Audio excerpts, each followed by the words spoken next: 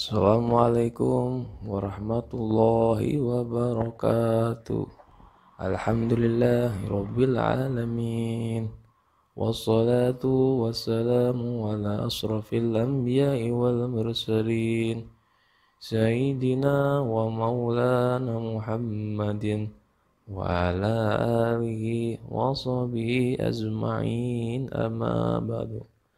Para sahabat-sahabat umat sekalian dan para sahabat-sahabat subscriber yang telah mensubscribe channelnya bukan channelnya Belajar Bersama.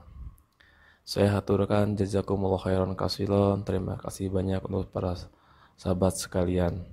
Semoga semua sahabat dalam keadaan sehat walafiat, dimudahkan segala urusannya dan niat baiknya.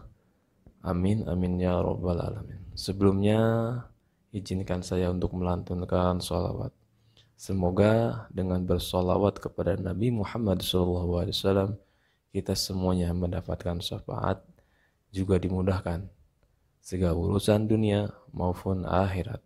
Semoga kita semua mendapatkan keberkahan. Amin amin ya Allah ya rabbal alamin.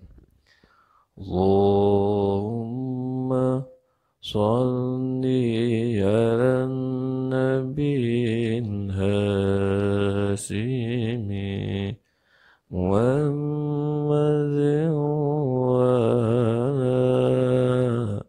alihi wa sallim taslima. Allahumma sholli ala nabiyil hasimi Muhammadin wa alihi wa sallim taslima. Allahumma sholli ala nabiyil hasimi Muhammadin wa alihi wa sallim taslima. Allahumma sholli wa sallim wa barik alaihi. Assalamualaikum warahmatullahi wabarakatuh. Kali ini saya ingin berbagi kisah. Semoga kisah ini bisa menjadi pelajaran bagi kita semua. Amin amin ya rabbal alamin. Kisah ini menceritakan sebuah keteladanan seorang Luqman Hakim sebagai seorang yang bijaksana yang ingin mengajarkan kepada anaknya tentang sebuah makna hidup dari memegang sebuah prinsip dan selalu istiqomah dalam menjalani hidup meraih ridho ilahi. Pada suatu hari, Luqman bermaksud membawa anaknya berkeliling menuju suatu kota dengan menggiring seekor keledai ikut berjalan bersamanya. Ketika Luqman dan anaknya lewat di hadapan seorang lelaki, ia pun berkata kepada keduanya, "Aku sungguh heran kepada kalian. Mengapa keledai yang kalian bawa tidak kalian tunggangi?" Setelah mendengar perkataan lelaki tersebut, Luqman lantas menunggangi keledainya dan anaknya pun mengikutinya sambil berjalan. Belum berserang beberapa lama, mereka pun berpapasan dengan dua orang perempuan yang menatap keheranan. Mereka berkata kepada Luqman, "Wahai orang tua yang sombong, engkau seenak yang menunggangi keledai, sementara engkau biarkan anakmu berlari di belakangmu bagai seorang hamba sahaya yang hina." Maka Luqman pun membonceng anaknya menunggangi keledai. Kemudian Luqman beserta anaknya yang ia bonceng meneruskan perjalanan. Ketika mereka melewati sekelompok orang yang sedang berkumpul di pinggir jalan, mereka melihat Luqman dan anaknya. Maka seseorang dari mereka berkata, lihatlah, dua orang yang kuat ini sungguh tega menunggangi seekor keledai yang begitu lemah, seolah keduanya menginginkan keledainya mati dengan perlahan. Mendengar ucapan itu, Luqman pun turun dari keledainya dan membiarkan anaknya tetap di atas keledai.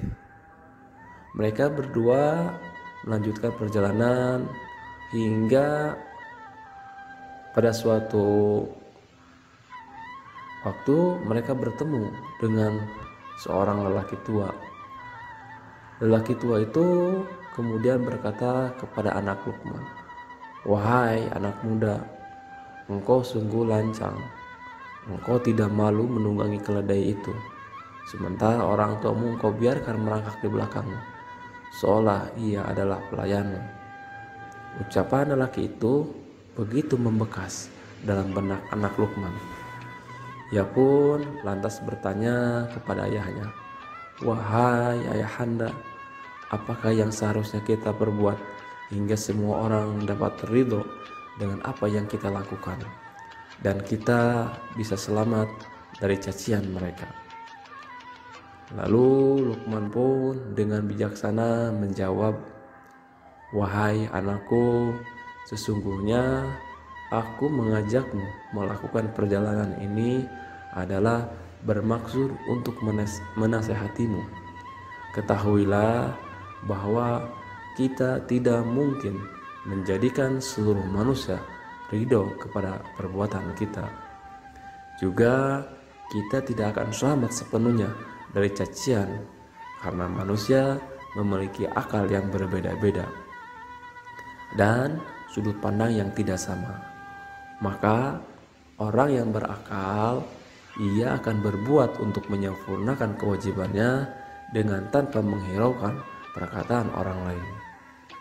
Kemudian anaknya pun bertanya lagi, "Apakah yang mesti dilakukan oleh orang yang berakal?"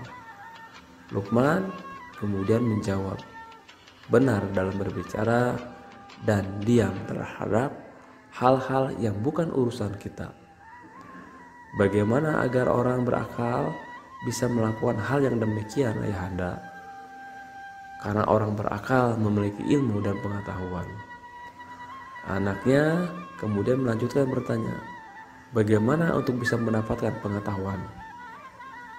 Luqman pun menjawab, "Dengan mengetahui apa yang kamu tahu dan ketahui apa yang tidak engkau ketahui."